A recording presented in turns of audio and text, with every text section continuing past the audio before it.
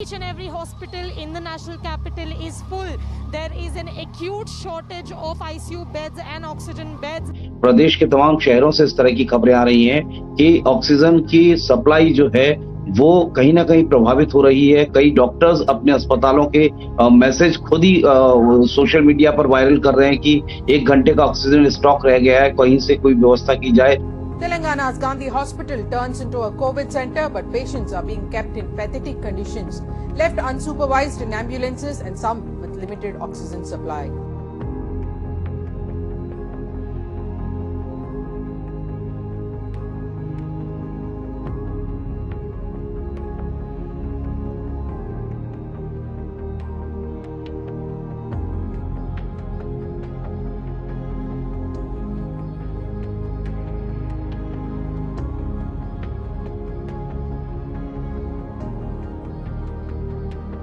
That's a very, very, very vexing problem.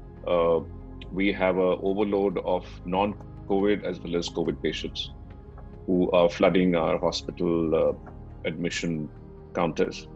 And all we are doing now is triaging them and admitting the COVID patients who need admission, sending a lot of the COVID patients back home because there's a lot of panic around testing positive for COVID, and many people head out to hospitals when they don't actually need to. So we are triaging them in the COVID area and then sending majority of them home. And the others who need admission, there's obviously a waiting list, and we are admitting them as and when we get the beds for them. Among the non-COVID patients, we are not actually encouraging any non-emergent cases to come. So we are only largely admitting and operating on non-COVID emergencies. The routine elective cases in terms of surgeries or admissions are being put off. So that's how we are dealing with it. And as you know, the government has actually set a stipulation for reserving a certain number of percentage of beds. The percentage itself is moot, but basically suffice it to say that you obviously have to have 60, 70, 80% of the bed capacity reserved for COVID. That's creating different kinds of problems because eventually the non-COVID disease load is still higher than the COVID disease load. And you are saying that you're only going to give 30% of your beds to non-COVID patients and 70% of your beds to COVID patients. So how does that work? Well, I think the logic for that is simple. Even though in the period of the next month or two, the non-COVID patients will suffer, the only way to get over the pandemic is to actually treat COVID patients, save them, and get over this wave. So that's why the non-COVID patients actually have to wait and probably be at a disadvantage for the next month or two.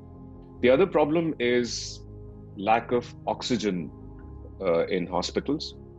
So there's a huge oxygen supply. Even if we, for example, at Medanta Hospital, we're running nearly 1,000 beds now. We have capacity to open up another 200, 250 beds, but we don't have the oxygen supplies for that.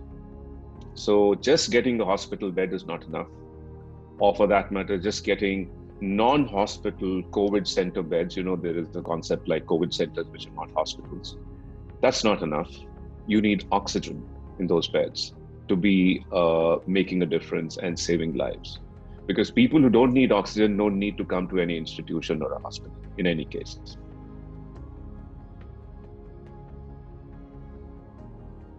So when a COVID patient gets admitted to a hospital, let's say the person gets admitted to a ward area, right? A ward bed that's non-ICU. So obviously the regular charges of the room, the regular charges of the nursing, of the doctor, of the medicines, and if they occasionally need blood products, they'll be charged for that.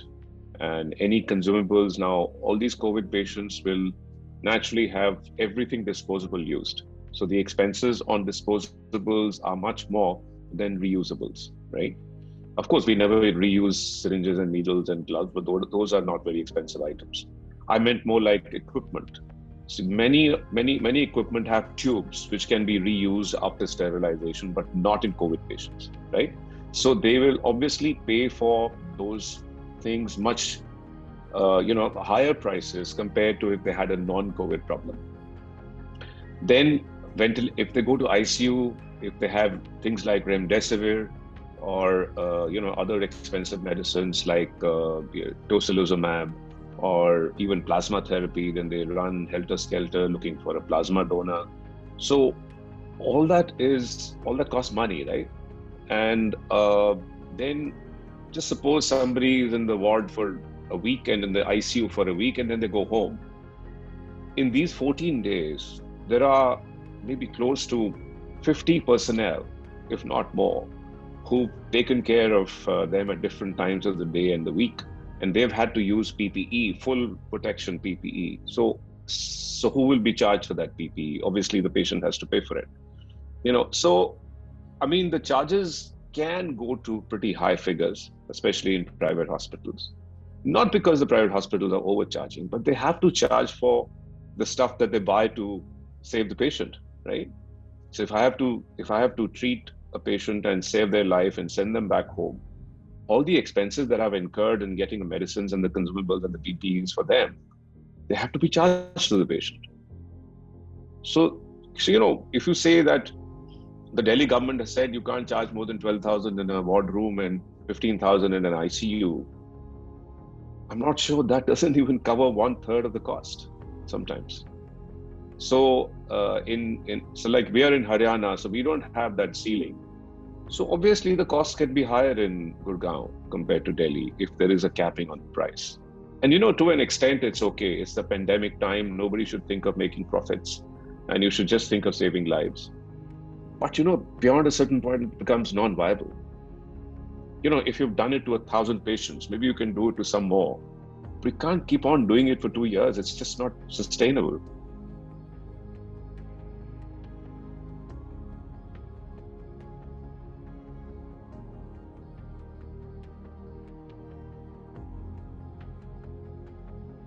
I have personally not come across any incident of overcharging or undue charges, levied to patients or their families, either in my hospital or any other hospital that I know about.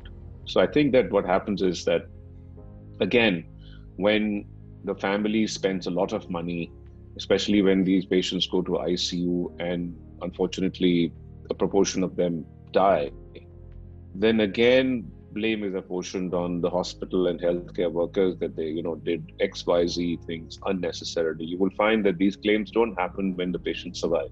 They only happen when the patients die. And this is unfortunately very common, not just in the COVID situation, it's also common among non-COVID diseases.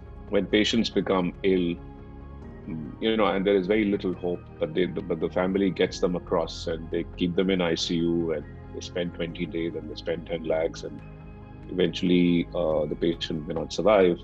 That's the point where the family basically gets desperate and starts apportioning blame on the hospital, But I honestly think that there are black sheep everywhere, of course. That's possible that, somebody is indulging in these kind of practices, but I think 99% of the doctors don't actually think of the money involved. They just think of their patient. They're just more worried what's happening to the patient this morning compared to yesterday. Do I need to change the treatment? Do I need to go and see the patient again?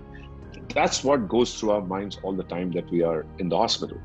You are never thinking of the money, honestly. And this is not just me. It's most of the doctors. I would say 99% of the doctors. So if there is, errant or deviant behavior on the part of some doctor, 1 in 100, then obviously that spoils the image for the rest of the community. But I don't think this is a very common practice.